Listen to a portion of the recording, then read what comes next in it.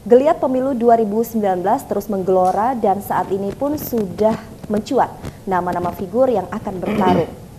Seperti apa peta politik di Provinsi Jambi dan seperti apa pula peraturan pemilu 2019. Bersama saya Melani Kadar, inilah In Jambi.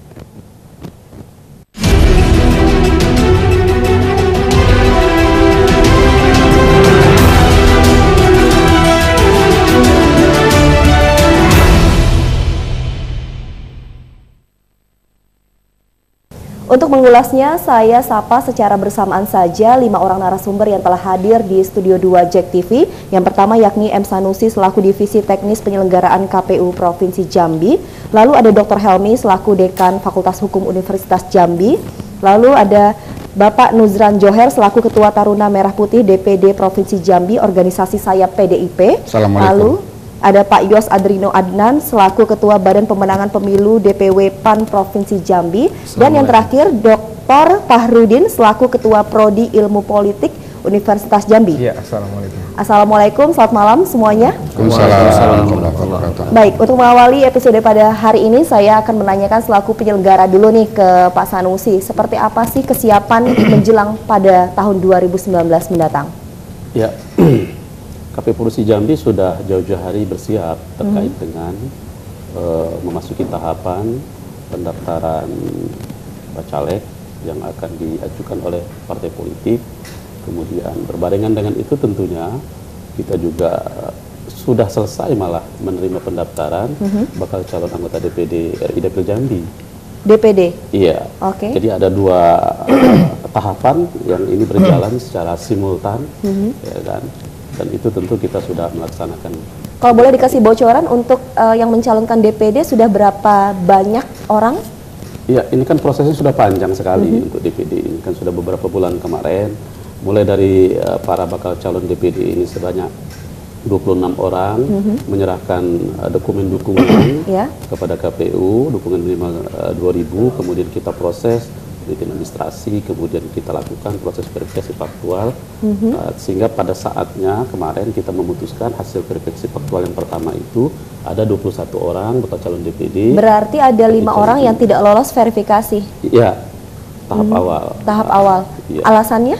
Alasannya karena memang jumlah dukungan minimal itu di bawah ketentuan angka batasan minimal yang ditetapkan oleh Undang-Undang Nomor 7. Oke, baik.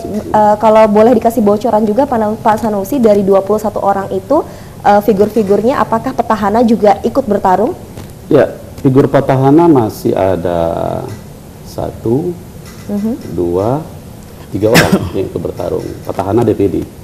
Itu pertama itu Ibu Ibu Uteng, kemudian yang kedua itu ada Pak Syukur, kemudian yang ketiga itu Pak Abu Bakar Jamalia. Oke. Sementara ada satu politisi dari DPR yang beralih tempat ke Siapa DPD, itu? Ibu Haja Elviana. Oh, Ibu Elviana, berarti dari DPRD lalu dari DPR ke DPD. Oke, baik.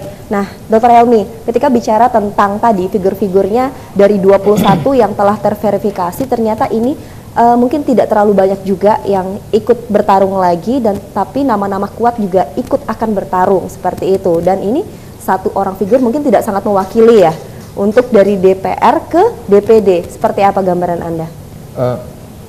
Baik, menurut saya ini gambaran bahwa kita barangkali bisa jadi memang kaderisasi ya. Misalnya ternyata tokoh-tokoh yang memang memenuhi syarat secara administratif atau mempunyai kredibilitas, kapasitas untuk mencalonkan sebagai DPD misalnya atau DPR atau DPRD itu barangkali memang secara alamiah dia terseleksi. Oleh karena itu saya kira memang Jambi sebagai sebuah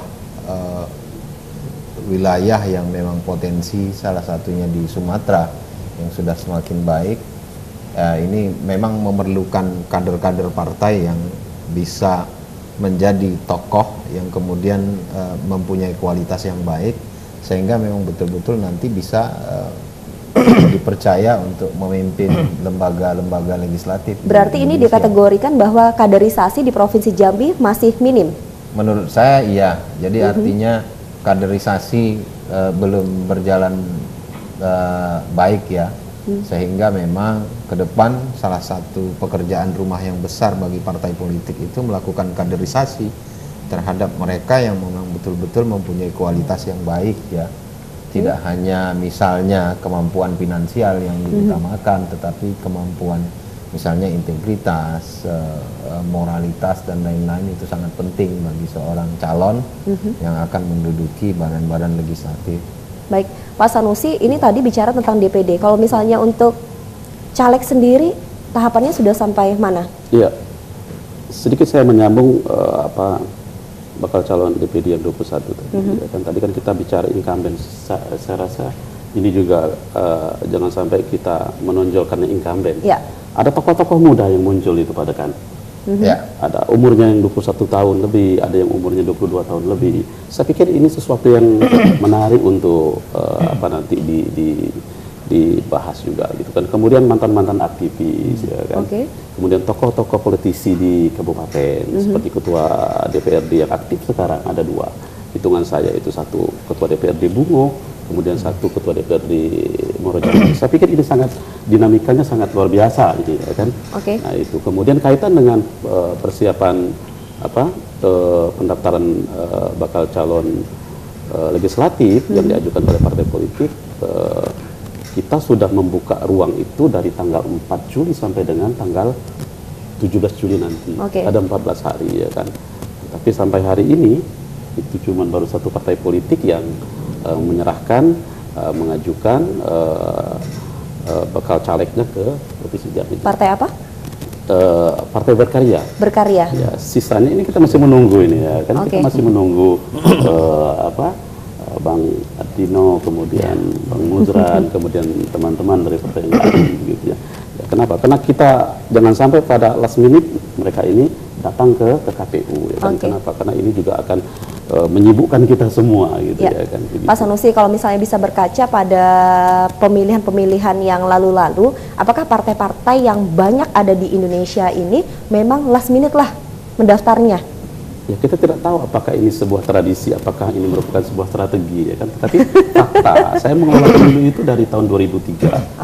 Untuk pemilu 2004, kemudian pemilu 2009, pemilu 2014, memang faktanya seperti itu. Faktanya seperti itu. Dua partai yang hadir malam hari ini pun ternyata belum mendaftar ya. Saya kan mau tanya juga ke Pak Nuzran Johar, ke Dr. Fahrudin. Tadi menanggapi dari ada beberapa calon incumbent maju lagi, lalu ada dari DPR RI turun ke DPD beralih, dan juga ini ada juga dari DPRD ketuanya loh nyebrang ke DPD seperti itu, Ibu Salma Mahir dan juga Ibu Ria Maya. Ibu Ria dari Bungo. Nah, seperti apa pandangan Anda? Ya, yang pertama yang harus dipahami bahwa politik itu kan dinamis ya. Kedinamisannya itu membuat semua orang bisa berkompetisi, bahkan yang sebelumnya lawan bisa menjadi kawan, bahkan sebaliknya, sehingga dalam politik kan dikatakan tidak ada yang abadi kan, yang ada kan kepentingan. Berarti ada kompetisi di situ. Nah, ini juga yang kedua yang harus dilihat dalam konteks ini, partai politik. Ya, seperti nyambung tadi yang katakan Pak Dr. Helmi bahwa partai politik sebagai satu-satunya mekanisme yang disediakan dalam sistem demokrasi kita untuk melahirkan pemimpin kan, artinya yang mampu menyuarakan, menjalankan apa yang menjadi aspirasi masyarakat, harus berperan aktif di sini. Nah, yang ketiga, yang berikutnya nanti mungkin bisa kita eksplor lebih lanjut, bahwa era sekarang ini kan era milenial katanya. Sehingga kenapa era milenial? Karena kalau kita lihat dari sisi demografi, kita bahkan mungkin lebih dari separuh jumlah penduduk kita itu adalah usia muda, produktif. Nah, ini sebetulnya ceruk suara sebetulnya yang bisa dimanfaatkan oleh parpol. Sehingga kita tahu misalnya beberapa parpol kemudian mengusung tagline kaum muda gitu kan. Sebetulnya ingin mengeruk suara sana gitu kan. Nah, ini juga harus dicermati oleh, kebetulan ada dua partai di sini kan ya, meskipun mereka secara langsung tidak mengklaim sebagai partai anak muda seperti partai yang lain gitu misalnya, tapi ini juga harus diperhatikan gitu, karena sangat besar potensi suara dari kalangan anak muda. Oke, mungkin nanti juga dari KPU bisa mengekspos juga nama-nama generasi muda yang Betul. dibilang ini kids zaman now ya, yang bakal maju di DPD. Tapi di caleg-caleg juga kita sebenarnya pengen tahu dengan lebih cepat, karena ini partai dua partai malam hari ini juga belum mendaftarkan, jadi kita belum tahu siapa yang akan siapa yang dicalonkan ya. ya. Setelah jeda pariwara berikut ini, tetaplah di Injambi.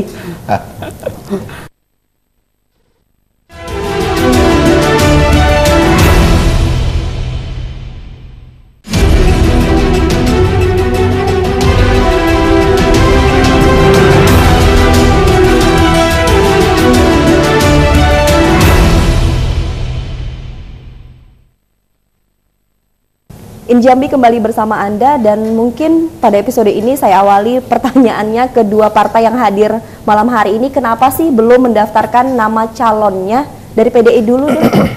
Ya, terima kasih ya. Ya, Pak Nuzran, silahkan. Dari PDIP kita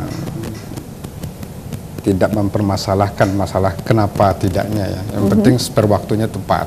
Oke. Tapi ada catatan khusus bagi kita secara umum ya, mungkin masukan juga kepada penyelenggara. Kemarin ada tahapan pilkada Ya.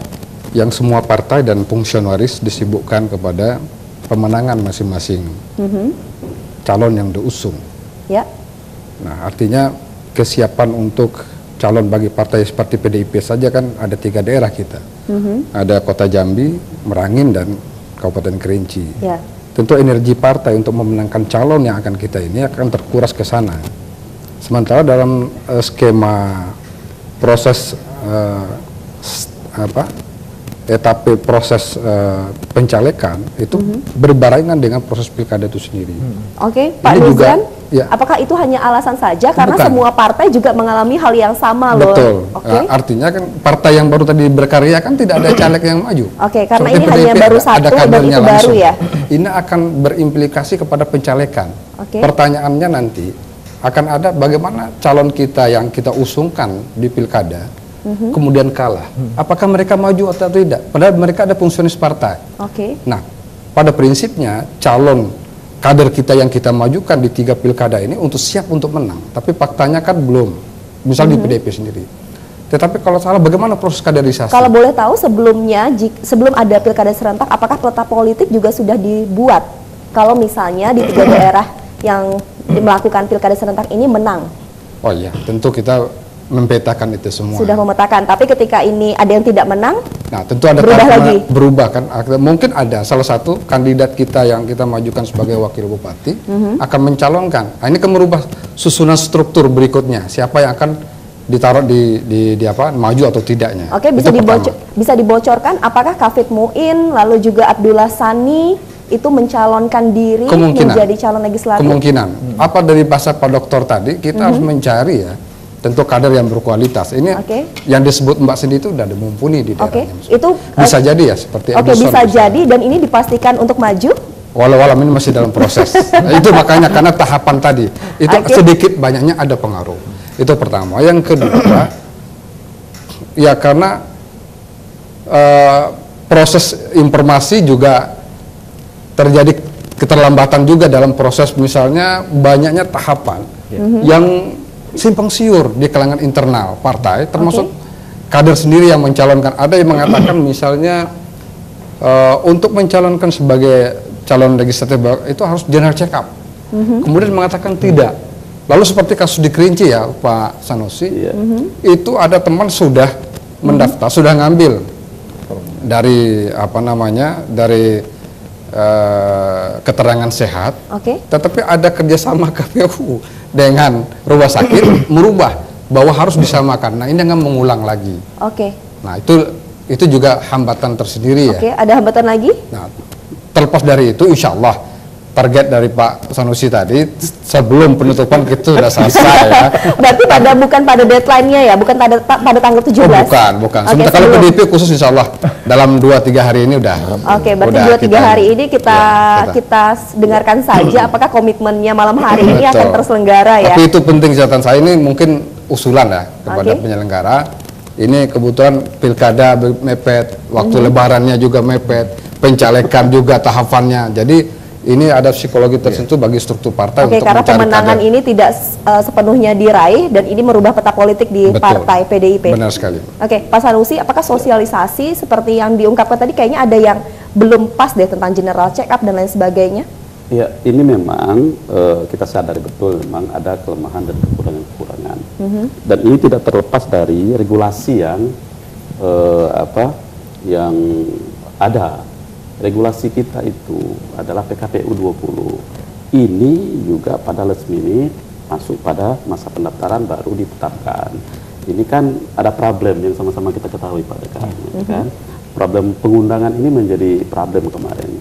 Sehingga pada akhirnya KPU itu menetapkan itu tanpa ada proses pengundangan yang pertama. Kemudian baru ada kompromi-kompromi pada level elit, baru ini diundangkan. Ini pada ini tahapan sudah masuk. Ini problem, ya kan? Ini yang harus kita pahami dan kita sadari bersama. Nah, terkait dengan persoalan-persoalan teknis untuk pemenuhan syarat, saya pikir ini jauh-jauh hari kita sudah sampaikan kepada partai politik. Nah, memang di PKPU itu khusus untuk kaitan dengan pemenuhan syarat sehat jasmani, rohani dan bebas narkoba itu tidak secara spesifik dikatakan bahwa item syarat jasmani itu A, B, C, D tidak. Maka kita serahkan kepada masing-masing rumah sakit untuk menentukan itu. Apakah ketika mereka melakukan general check up, apakah itu yang dimaknai sebagai sehat jasmani atau cukup dengan tensi, kemudian cek tinggi, berat badan, kemudian kita serahkan kepada rumah sakit karena mereka yang punya kewenangan dan mereka yang mengetahui. Oke, Ya kan? Pak Sanusi, Begitu. berarti dari KPU sendiri ini perubahannya juga last minute? Untuk Perubahan disampaikan? last minute. Memang Oke. last minute yang perubahan itu. Tetapi bagi kita substansinya adalah karena salah satu syaratnya itu dari 19 syarat itu adalah harus mendapatkan surat keterangan sehat jasmani, surat keterangan sehat rohani, dan surat keterangan bebas narkoba. Substansinya ketika caleg menyampaikan itu kepada KPU melalui partai politik, maka kita terima. Bagaimana prosesnya di rumah sakit itu bukan menjadi persoalan bagi kami. Kami tidak Oke. masuk ke wilayah itu. Baik, untuk PAN, saya juga pengen tanya nih, provinsi belum juga mencalonkan, tapi kabarnya Tanjung Jabung Timur sudah mendaftarkan pencalonan. Ya, terima kasih Pak Melani. Pertama saya sampaikan salam daripada ketua kami, Bapak Haji Bakri yang tidak sempat datang. Ya, selamat ya kepada atas pemilihan definitifnya. Alhamdulillah beliau sudah kita definitifkan menjadi ketua DPW sehingga ini juga memperlancar proses kita dalam pencalekan ini. Ya. Jadi kalau sebenarnya Partai Nasional itu dalam proses pencalekan ini sudah melaksanakan berbagai tahap, ya, beberapa tahap di internal kami, mulai daripada pencalekan dini sampai kepada penetapan calon yang akan kita daftarkan ke KPU. Jadi dalam hal ini memang ada keterlambatan kami sedikit dalam hal bahwa ada di dapil-dapil tertentu. Contoh di Tanjung Jabung Barat, Tanjung Jabung Timur, itu kita memiliki bakal caleg itu yang melebihi kuota. Nah, Melebihi ini yang kuota? ya. Itu di sana ada 9 kursi ya. Bukan alasan belaka ya, Pak? Tidak, real ini. Oke, real. Yang mendaftar itu ada 19 caleg. Oke. Bacalek. Itu ada dari kader yang otomatis juga 30% perempuan itu sudah diundangkan. Pak, tapi bukan alasan belum mendaftarkan calon karena belum ada ketua DPW. Tidak. Definitif tidak, ya? Jelas. Beliau beberapa waktu yang lalu sebelum tahapan tanggal 4 itu beliau sudah didefinitifkan. Jadi memang ini murni dari adanya beberapa dapil yang memang memaksa kita untuk bekerja keras, di mana para bacalek ini adalah tokoh-tokoh masyarakat, ada kader-kader partai. Jadi alasannya karena kelebihan kuota. Kelebihan kuota yang memaksa kita harus berpikir secara objektif betul dalam menentukan caleg siapa yang akan kita usung. Oke. Nah, jadi dalam hal ini kita, seperti di Jabung Timur itu yang di dapil 6 kita terpaksa melakukan survei terhadap caleg yang 19 ini, sehingga kita jangan salah dalam menetapkan 9 orang. Berarti PAN ini sangat terlihat hati-hati ya? Jelas, menentukan? kita Oke, baik. harus hati-hati Mbak Mani, karena sekarang PAN ini kan mengalami tsunami politik di tahun politik gitu loh. Oke. Kita harus akui itu. Oke, baik. Bahwa dalam hal ini kita harus sangat hati-hati dalam menempatkan siapa caleg yang akan kita usung dari berbagai dapil, dari 6 dapil untuk provinsi ini. Oke. Nah, sehingga yang awalnya kita adalah seperti Pak Zola, Pak Zul adalah ikon kita, dan sekarang beliau-beliau itu sudah tidak bisa lagi bekerja untuk partai, otomatis kita terpaksa harus eksploitasi ya kader-kader dan tokoh-tokoh masyarakat yang ada yang bisa kita usung dari Partai Amanat Nasional untuk di legislatif provinsi. Oke, baik. Untuk berseberangan menanggapinya, Dr. Helmi menanggapi PAN, karena kita mengetahui bahwa PAN ini adalah partai kuat di Provinsi Jambi, namun karena adanya tsunami tadi, mungkin peta politiknya harus banyak berubah. Menurut pandangan Anda seperti apa?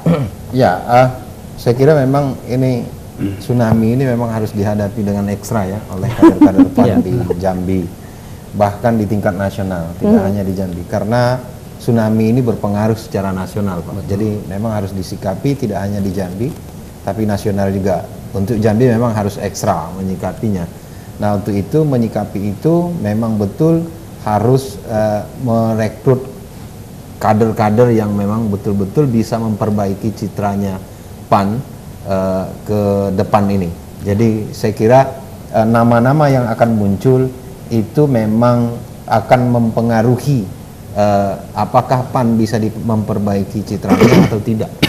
Jadi ini memang perlu tenaga ekstra. Mungkin kalau ada dispensasi dikasih dispensasi.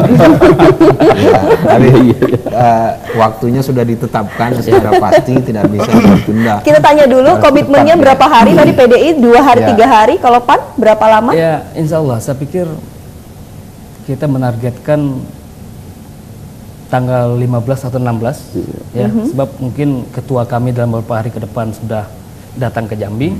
Kita segera rapatkan, kita segera putuskan, dan juga menetapkan nomor urut caleg. Ini kan juga sangat-sangat berpengaruh. Sangat rentan ya? Sangat rentan sekali. Termasuk Oke. apa menurut saya soal kesehatan tadi, mungkin PAN bisa mengusulkan bahkan ke KPU kalau kader-kader PAN general check up semua supaya memang fit gitu kesehatannya. Ya, alhamdulillah. Jangan ada sakit, apalagi sakit dengan hukum ya. Sudah kita taati apa yang sudah diputuskan oleh KPU.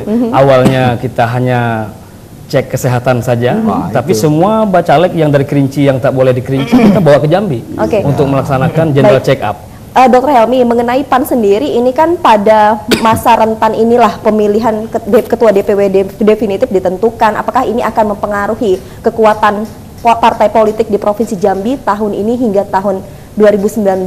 Sedikit banyak saya pikir akan mempengaruhi ya. Negatif atau positif? Bisa negatifnya ada karena memang kondisi ini akan jelas pada saat ini bahkan sudah mempengaruhi secara negatif ya terhadap kredibilitas PAN dan kader di PAN gitu. Oleh karena itu memang harus segera dilakukan pembenahan supaya memang menimbulkan dampak yang positif sehingga simpati masyarakat, kemudian pemilih yang dulu memang ada besar di PAN itu bisa berangsur-angsur kembali. Saya kira bisa memperbaiki diri walaupun dalam waktu singkat ya. Baik, Dr. Fahrudin, melihat PDIP sendiri kita tahu ini adalah partai penguasa di Indonesia, namun pada perhelatan pilkada serentak prestasinya tidak begitu baik. Menurut pandangan Anda seperti apa? Ya, sebetulnya ya dalam banyak daerah, terutama kalau kita cermati di Jambi itu kan dalam politik lebih bermain itu figur ya, saya lihat ya. Di Jambi itu misalnya, jadi sangat kental figur. Walaupun misalnya kalau PDIP secara nasional begitu dikdaya ya, 2014 sampai 19% nasional itu ya, sangat besar untuk era sekarang dengan banyaknya partai. Tapi di Jambi gitu ya, mohon maaf ini hampir kita tidak menemukan ada figur yang pas gitu ya, bisa menarik simpati masyarakat di Jambi untuk memilih PDIP gitu. Berarti harusnya ini figurnya yang dikuatkan. Betul, iya, dikedepankan figur. Kita banyak kasus misalnya ada misalnya di kota Pasar gitu, figurnya sangat populer dibanding Sani gitu misalnya. Begitu juga yang lain di Merangin, Al Haris gitu, figur lagi. Termasuk juga di More Jambi lebih berperan figur, sehingga ke depan terutama dua partai ini yang hadir ini betul-betul harus melahirkan, memunculkan figur. Kalau PAN ya siapa sih yang bisa menggantikan Zola gitu misalnya, yang populer di masyarakat kita gitu. Oke. Kayaknya setelah jeda pariwara berikut ini saya juga pengen ada bocoran deh dari PDI dan PAN, kira-kira figur siapa saja yang akan maju dari partai dua partai malam hari ini. Setelah jeda pariwara berikut ini, tetaplah di Injambi.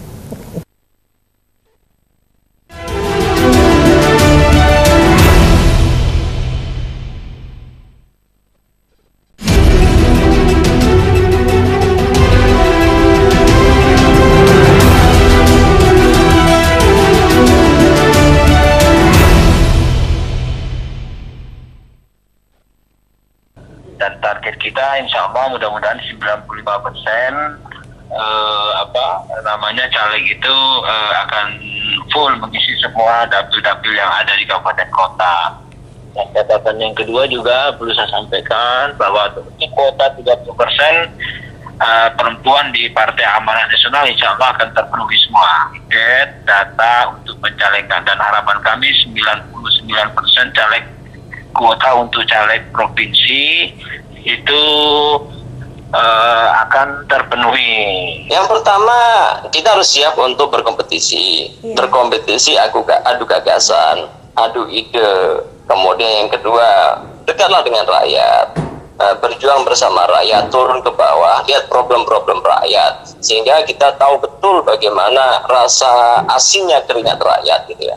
Dan ketika sudah seperti itu, tentu perjuangan yang didorong oleh rakyat, kalaupun jadi ingat rakyat, gitu loh. Nah, karena memang kita tidak ingin setelah jadi anggota legislatif DPD Perjuangan melupakan rakyat, janji-janjinya pada rakyat, aspirasi pada rakyat. Ini kita ditekankan betul oleh Ibu, ya kita berjuang untuk kesejahteraan rakyat. Dua figur partai yang hadir malam hari ini telah bersuara, katanya sih sudah sangat siap untuk menghadapi pemilu 2019. Dr. Helmi, melihat dari pernyataan kedua figur ini, menurut Anda seperti apa? Ini kan dua karakter yang berbeda. Satunya PDI pasti dengan nasional hingga ke daerah adalah menggebu-gebu. Sedangkan Partai PAN kita mengetahui bahwa ini masih slow saja figur-figurnya. Menurut Anda? Ya, dua tokoh tadi apa yang disampaikan menurut saya tidak ada yang salah ya. Jadi itu bisa menjadi bahan untuk kemudian menarik ke pemilih, menarik simpati rakyat. Tapi yang penting bagi saya adalah mari melakukannya itu secara konsisten. Jadi yang kedua, lakukan dengan untuk mewujudkan substansial. Jadi demokrasi yang kita wujudkan, mari kita wujudkan secara substansial, bukan demokrasi yang formalistik, gitu ya. Jadi misalnya, atau demokrasi yang hanya misalnya dibungkus dengan persoalan-persoalan yang sebenarnya tidak substansial. Walaupun kalau kita tarik juga menjadi substansial, misalnya menggunakan isu SARA, menggunakan isu agama, menggunakan hal-hal lain yang tidak substansial pada kepentingan rakyat. Jadi saya pikir tidak ada yang salah dan itu sah-sah saja. Sah-sah saja apapun yang disampaikan. Yang penting ada rambu-rambunya harus dipatuhi, dan mari kita berubah melakukan dan melaksanakan demokrasi itu dengan mengisi pemilihan legislatif ini secara substansial, bukan formalistik. Baik. Sebenarnya bukan hanya Partai PAN saja yang terkena tsunami, tapi Provinsi Jambi, di mana ini tubuh DPRD Provinsi Jambi juga terkena tsunami pada sejak tahun lalu. Menurut Dr. Helmi sendiri, karena Anda basicnya memang hukum, ini kan KPU mengeluarkan juga peraturan bahwa oknum figur yang tersandung dengan kasus korupsi ini tidak bisa mencalonkan, diambil hak politiknya selama 5 tahun. Seperti itu ya Pak Sanusi ya. Menurut Anda, catatan Anda, apakah ini akan merubah peta politik semua partai yang saat ini menduduki DPRD Provinsi Jambi? Sampai saat ini saya kira dia akan merubah ya, karena memang beberapa partai politik saya kira dan kita mengetahui ada beberapa tokoh yang akan mencalonkan diri dan itu memang mantan narapidana korupsi ya. Tapi sejauh ini kalau saya secara pribadi tapi tidak berpikir formal secara normatif ya. Menurut saya tidak setuju dengan larangan ini. Mengapa? Karena memang betul Undang-Undang nomor 17 ya tahun untuk Undang-Undang nomor 7 tahun 2017 tentang pemilu itu tegas mengatakan ringkasnya tidak dilarang. Ini boleh gitu. Ada pengecualian. Jadi bagi mereka yang memang sudah betul-betul ringkasnya insaf gitu ya, menyatakan insaf. Nah, itu boleh mencalonkan diri. Dan yang kedua, seharusnya memang diserahkan saja kepada partai politik. Karena ada mekanisme internal di partai politik yang bisa melakukan seleksi terhadap kader-kadernya yang memang betul-betul bersih, yang memang betul-betul baik, punya integritas. Baik. Nah, kalau misalnya kita melihat bahwa masyarakat sudah bisa memilih kok, itu akan terpulang kepada partai politik masing-masing. Kalau misalnya partai politiknya mencalonkan mantan narapidana korupsi, misalnya masih juga dicalonkan, saya kira rakyat silakan menilai saja. Oke, baik. Iya, Tapi kita balikin lagi ke KPU, ini kan jika mantan narapidana korupsi. Nah, tapi ini kasus RAPBD Provinsi Jambi tahun 2018 kan belum selesai. Ada beberapa figur yang memang sudah ditetapkan sebagai tersangka, terdakwa, dan ini masih banyak oknum-oknum figur lain yang belum ditetapkan. Seperti apa KPU masih boleh kalau belum disangkakan sebagai narapidana?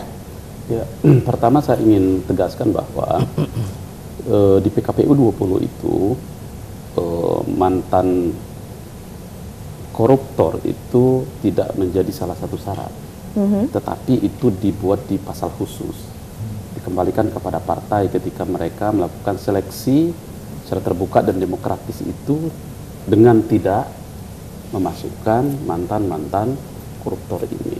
Berarti dia bukan menjadi salah satu syarat untuk seorang menjadi calon anggota legislatif. berarti dibolehkan, masih boleh? Sebentar, ini belum selesai, ya kan? Tapi diserahkan beban ini kepada partai politik. Kan? Jadi beban sekarang ada di partai politik. Partai politik diberi tanggung jawab untuk menyeleksi itu, jangan masukkan mantan-mantan calon koruptor. Jangan. Iya, bahasanya kasarnya seperti itu. Oke. Nah, kemudian ini dibuktikan dengan salah satu syarat pencalonan itu adalah form model B3 adalah fakta integritas, yang dimana isinya itu adalah agar partai politik tidak memasukkan yang mantan-mantan koruptor ini. Lah, tetapi ketika ini dimasukkan, maka pada verifikasi administrasi yang kita lakukan, ya kita akan menyatakan tidak memenuhi syarat dan segera partai untuk mengganti. Ketika partai masih juga mendorong mantan-mantan itu. Baik, nah pertanyaan tadi sebelum break, saya pengen tahu dari partai PDIP dan juga PAN, boleh dibocorkan figur-figur yang akan maju? Apakah di dalamnya juga masih ada atau memang sudah bersih dari mantan-mantan yang tidak diperbolehkan tadi? Dari PDI dulu. Iya, kalau kita dari PDIP tentu mengacu kepada aturan main. Artinya apa yang disampaikan oleh Pak Sanusi ini kan masih debatable. Artinya ini juga masih tarik-menarik. Tapi semangatnya adalah kalau di PDIP internal, kalau sudah jadi tersangka itu langsung dipecat. Itu aturan. Tidak ada menunggu apakah dia sudah sudah final, sudah belum terdakwa, asal sudah tersangka itu internal itu langsung dipecat. Itu komitmen PDIP ya. Kalau sudah kader itu dipecat, yang masih menjabat jabatannya juga habis. Sebagai anggotanya juga ditarik. Itu komitmen PDIP terhadap masalah korupsi. Nah, terhadap pencalekan tentu ini masih proses. Tapi yang jelas kita semangatnya apa yang disampaikan oleh Pak Dr. Helmi akan mencari figur-figur yang bisa bersaing untuk memenangkan kekuatan tadi. Dengan waktu sangat singkat pada pendaftaran ini sudah mendapatkan figurnya.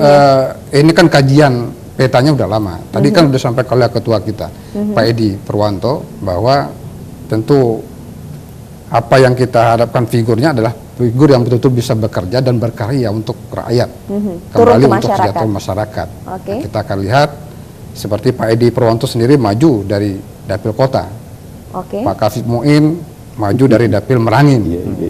Nah, saya sendiri Nuzron Johar, mantan anggota DPD dari Jakarta, turun maju untuk memperkuat PDIP dari Dapil Kerinci Sungai Penung. Baru 3 figur, siapa lagi? Ya mungkin ada Wartono mungkin dari Tebo ya, masih ya kita target kalau untuk provinsi ini insya Allah target 11 kursi. Targetnya 11 kursi? 11 kursi. Jadi sekarang kan ada 7 ya. Meningkat? Kita akan, targetnya meningkat? Ya, kita akan coba dan berniat berjuang bagaimana PDIP menang di Provinsi Jambi ini. Baik. Ya.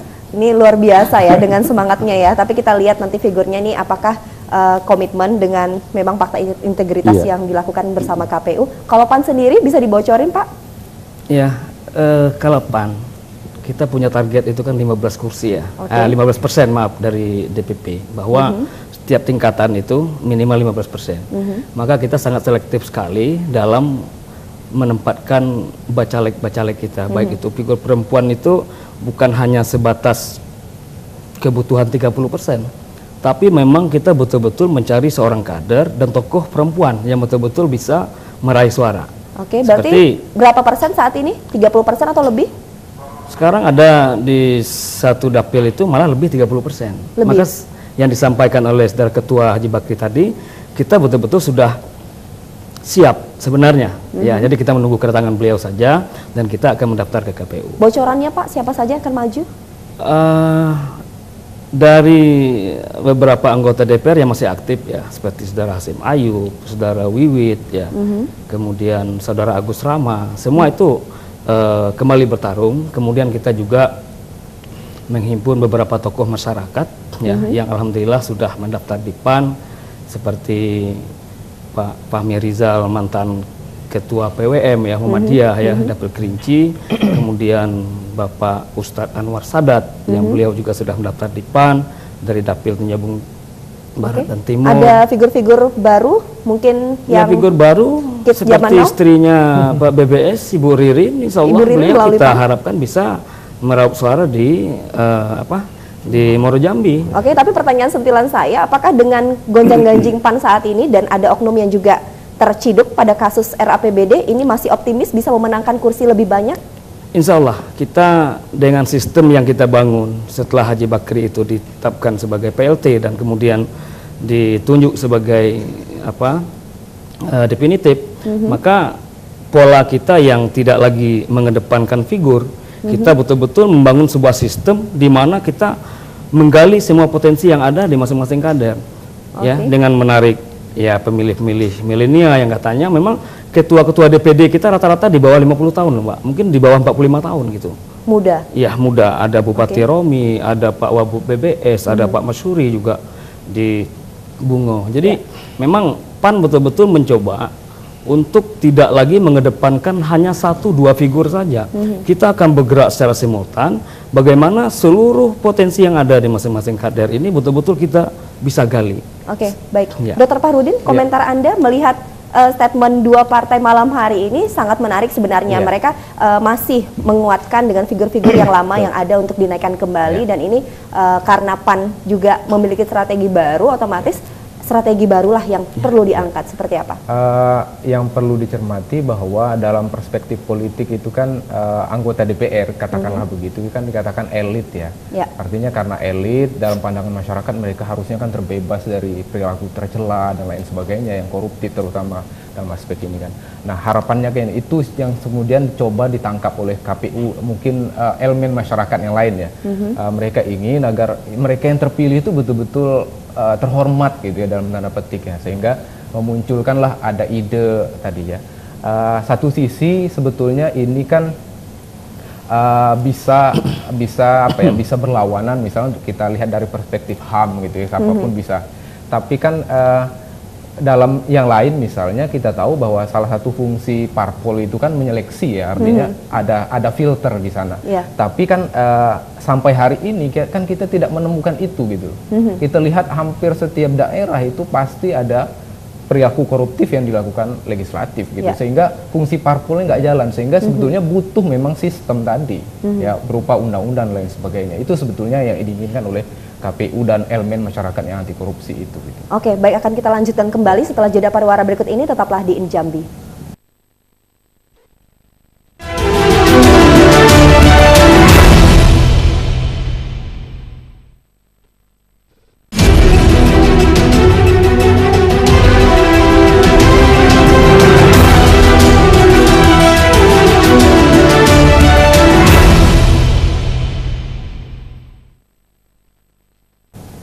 Jambi kembali bersama Anda. Di segmen terakhir ini saya mau tanya ke Pak Sanusi, sebenarnya ada undang-undang yang berbedakah dengan pemilihan-pemilihan lalu untuk tahun 2019 ini? Secara substansi itu KPU sebenarnya mendorong. Salah satu yang kita bicarakan sebelum ini adalah bahwa mantan koruptor itu tidak diberi ruang untuk menjadi caleg, ya kan, karena semangat kita adalah bagaimana pemimpin ke depan pemimpin bersih, ya kan. Tetapi ini memang menjadi perdebatan yang cukup hangat di kalangan para pakar-pakar ilmu hukum, pakar-pakar HAM, ya kan. Tetapi pada akhirnya di PKPU itu tidak dimasukkan ke dalam salah satu syarat. Inilah yang membedakan.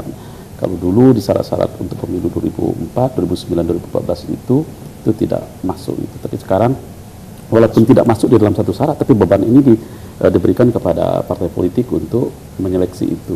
Selain itu ada perubahan juga? Yang lain itu adalah LHKPN. Jadi LHKPN adalah salah satu syarat yang baru. Ya kan?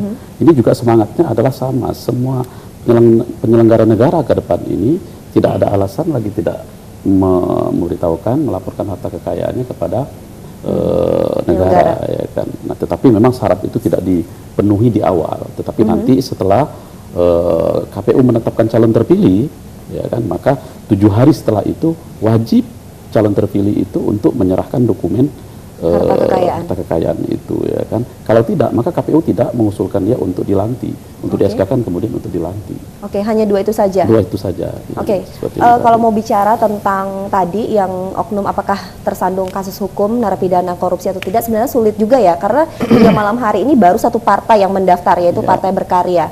Nah, komitmennya untuk KPU sendiri nanti adakah ekspos juga ini kepada media seperti JEK TV, calon-calon yang dicalonkan oleh partai-partai di Provinsi Jambi ini ada tersandung kasus hukum?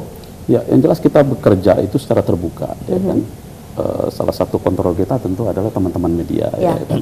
Maka kita akan membuka ruang seluas-luasnya kepada publik agar calon-calon itu pada saatnya nanti diketahui oleh masyarakat secara luas. Maka pada proses pengumuman DCS kita akan mengumumkan itu secara nasional dan media lokal dan media nasional. Silakan masyarakat menentukan. Tetapi khusus untuk calon yang jelas-jelas ini masuk kategori yang mantan koruptor, pasti ini sudah kita tidak akan kita beri ruang masuk ke dalam DCS. Tahapan selanjutnya apa lagi nih Pak Sanusi? Ya, setelah tanggal 17 kita bekerja ini sangat betul-betul sangat luar biasa. Dalam beberapa hari ke depan kita harus menyelesaikan proses verifikasi administrasi itu sampai dengan tanggal 18, 19, 20, 21 kita akan menyerahkan dokumen hasil verifikasi itu kepada partai politik. Mana yang mana yang belum memenuhi syarat gitu, harus diperbaiki. Kemudian setelah itu partai akan melakukan proses perbaikan dokumen-dokumen yang masuk kategori belum memenuhi syarat itu. Untuk PAN dan juga PDIP targetnya seperti apa pada pemilu 2019, baik ini pemilihan legislatif maupun juga pemilihan presiden dengan calon yang partai Anda masing-masing dukung? PDI? Kalau kita tentu akan pertama dari segi sumber daya ya, calegnya kita optimis ya bisa memenangkan pemilu di Jambi ini, baik provinsi maupun untuk DPR RI. Tentu dengan ini kursi terbanyak ya? Ya, tentu ini imbas daripada Pilpres ya. Kita jelas punya Pak Jokowi. Masih optimiskah dengan pilkada serentak yang ini hampir prestasinya dikategorikan sangat rendah? Yang maksudnya? Pada pilkada serentak PDIP bukan partai penguasa. Kita tidak bisa linear ya antara pemilihan pilkada dengan pileg. Karena pileg ini tergantung apa disampaikan Pak Dokter, ada figur. Karena mereka akan bekerja. Berarti masih optimis ya? Masih sangat optimis kita, apalagi ya kita partai yang sedang berkuasa ya. Berkuasa dalam arti untuk rakyat. Itu yang kita harapkan. Tadi yang saya singgungkan juga untuk jangan berkuasa pada proyek ya Pak ya. Untuk rakyat, ini adalah simbol dari kedaulatan rakyat. Partai politik itu adalah alat ya. Tadi menarik bahwa memang proses siklus dari kualitas kader itu ada di partai politik. Nah, kita dari caleg yang sedang dan akan kita daftarkan PDIP Perjuangan, itu titipan dari Pak Edi, insya Allah ya, beliau juga anak muda Pak, Pak Edi ya, mungkin salah satu ketua partai termuda ya. Berarti kekuatan figur yang akan diutamakan. Baik. Kalau bicara anak muda ya kita tidak kalah dari partai lain lah. Ada partai anak muda ya. Kalau PAN contohnya saja Pak Edi Purwanto. Jadi kita kalau PAN seperti kami sampaikan bahwa kita sudah mempersiapkan ya para bacalek itu dengan sangat selektif sekali. Maka target yang disampaikan oleh DPP 15% itu insya Allah kita akan coba bekerja keras untuk mencapainya, dan target kita untuk meraih kembali kemenangan yang lalu ya. Terus terang kita pernah menjadi unsur pimpinan di DPRD provinsi 2 periode waktu itu, dan sekarang dengan figur-figur yang ada, kami punya keyakinan bahwa kita akan kembali merebut unsur pimpinan yang ada di DPRD provinsi. Baik, Dr. Helbi, singkat harapan ke depan dengan satu kalimat saja mungkin. Ya, saya kira jangan langgar aturan, patuhi tempuh prosedur, penuhi substansi persyaratan, sehingga memang proses ini tidak sia-sia, tidak menghasilkan sesuatu yang kemudian di masa depan menjadi sesalan bagi partai politik dan individu yang kemudian akan muncul nantinya. Pengalaman masa lalu, pengalaman saat ini itu menjadi pelajaran untuk melangkah ke depan, baik bagi rakyat, bagi daerah maupun bagi partai politik. Saya kira. Baik, Dr. Fahrudin, silakan.